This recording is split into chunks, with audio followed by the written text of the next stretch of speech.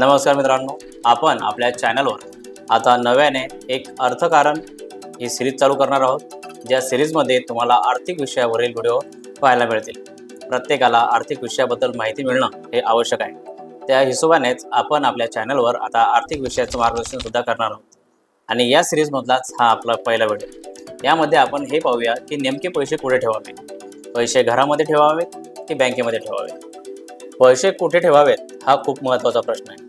पैसे सुरक्षित ठेवणे आणि पैसे वाढवणे या दोन वेगळ्या गोष्टी आहेत. या व्हिडिओमध्ये आज आपण पैसे कुठे ठेवावेत याबद्दल सर्व माहिती पाहूया. चला तर मग आता आपण हा व्हिडिओ चालू करूया. तोपर्यंत जर का तुम्ही आपल्या चॅनलवर नवीन असाल किंवा आपल्या चॅनलचा व्हिडिओ जर पहिल्यांदा पाहत असाल तर कृपया आपल्या चॅनलला सबस्क्राईब करा. चला आता आपण हा व्हिडिओ चालू करूया. ज्यावेळेस आपण आपल्या घरामध्ये पैसे ठेवतो त्यावेळेस आपल्याला ती गोष्ट अधिक सुरक्षित वाटते. परंतु घरामध्ये ठेवलेला पैसा हा वाढत नाही. जसजशी देशामध्ये महागाई वाढत जाते तसतसं त्या घरातील ठेवलेल्या पैशाचं मूल्य हे कमी होत जातं. आता ही गोष्ट मी तुम्हाला एका उदाहरणाद्वारे समजावू शकतो. समजा आज तुम्ही तुमच्या घरामध्ये 100 रुपये ठेवलेले आहेत आणि आजच्या तारखेला मार्केटमध्ये एखादी वस्तू 100 रुपयाला मिळते. परंतु 10 वर्षानंतर आज जी वस्तू 100 रुपयाला उपलब्ध आहे मार्केटमध्ये त्या वस्तूची किंमत 10 वर्षानंतर जवळपास 150 रुपये होईल. परंतु घरामध्ये ठेवलेले तुमचे हे 100 रुपये हे 10 वर्षांनी सुद्धा 100 रुपये राहतील. म्हणजे या 100 रुपयाची जी व्हॅल्यू असेल ही 10 वर्षानंतर 50 रुपयाने कमी झालेली असेल. ती वस्तू तुम्ही 10 वर्षानंतर या 100 रुपयामध्ये विकत घेऊ शकाल नाही. त्या वस्तूसाठी तुम्हाला 150 रुपये लागतील. अशा प्रकारे घरात ठेवलेल्या या तुमच्या पैशांचं अवमूल्यन होतं. म्हणजे या पैशांची व्हॅल्यू कमी होते. त्यामुळं घरात ठेवलेला हा पैसा वाढत नाही. घरामध्ये पैसा ठेवण्याचे काही फायदे आहेत, याशिवाय काही तोटे सुद्धा आहेत. फायदे असे आहेत की ज्यावेळेस आपण घरामध्ये पैसा ठेवतो त्यावेळेस आपल्याला ते अधिक सुरक्षित वाटतं. दुसरी महत्त्वाची गोष्ट म्हणजे इमर्जन्सीमध्ये जेव्हाही आपल्याला पैशाची गरज पडते त्यावेळेस घरामध्ये आपला हा पैसा उपलब्ध असतो. परंतु यासोबतच याचे काही तोटे सुद्धा आहेत. पहिला तोटा म्हणजे असा की या पैशांचं मूल्य म्हणजे जी व्हॅल्यू आहे ही इन्फ्लेशननुसार वाढत नाही, ती तेवढीच राहते.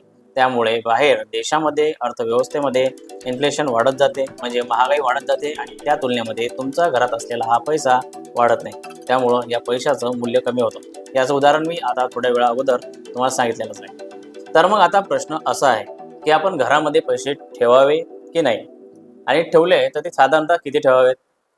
पहा मित्रांनो, जर का तुम्हाला घरामध्ये पैसे ठेवायचे आहेत तर हे पैसे साधारणतः 1 ते 2 महिन्याचा खर्च भागेल एवढे असावेत, जेणेकरून जास्त मोठ्या प्रमाणात कॅशमध्ये रक्कम आपण आपल्या घरात ठेवू नये.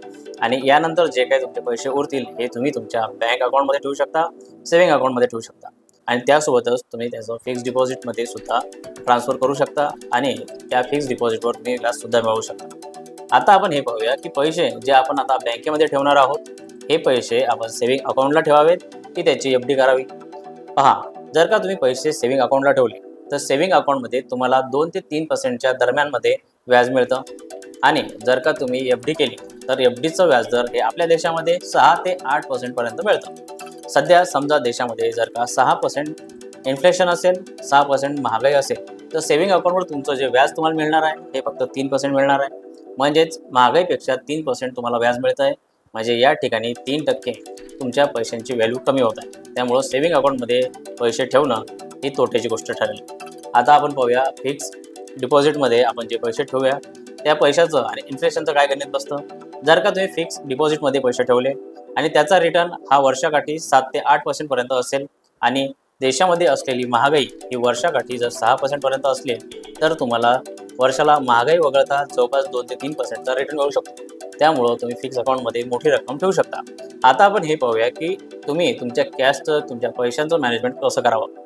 समजा तुमच्याजवळ 1 लाख रुपये आहेत तर या 1 लाख रुपयामध्ये तुम्हाला 20%, 30% आणि 50% अशा प्रकारे विभागणी करायची आहे किंवा अशा प्रकारची विभागणी तुम्ही करू शकता. या 1 लाखाचे 20% म्हणजे 20,000 रुपये तुम्ही कॅशच्या स्वरूपामध्ये स्वतःच्या घरामध्ये ठेवू शकता.